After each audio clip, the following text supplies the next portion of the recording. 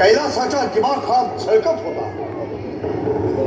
महाराष्ट्राचं हे रामराज्य आणि या हिंदवी स्वराज्याची ही अयोध्या पाहून गागा भट्टांचं अंतःकरण आषाढाच्या आकाशासारखं गैवरून आलं. ते महाराजांना म्हणाले, महाराज, स्वराज्याचं रूप पाहून मी धन्य धन्य झालो.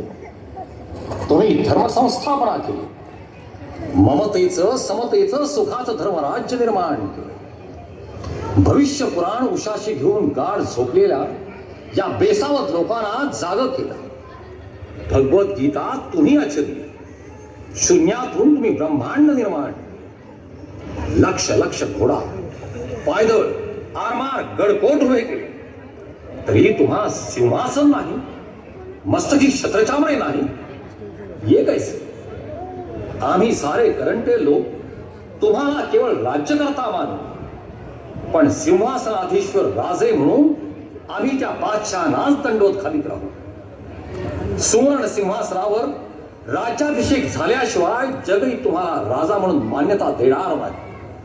म्हणून हा राज्यसंस्कार तुम्हावर झालाच पाहिजे. पण गुरुजी, सिंहासनावर राजा म्हणून बसण्यासाठी मी हे सारं केलेलंच नाही.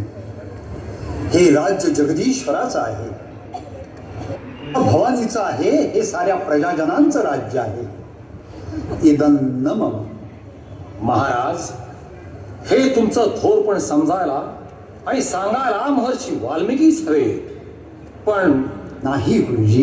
हे राजा, तू जर माझा मानवी सल्ला ऐकणार नसशील तर काशी विश्वेश्वराचा आणि वेदधर्माचा प्रतिनिधी म्हणून मी तुला आज्ञा करतो की तुला राज्याभिषेक करून घ्यावाच लागेल.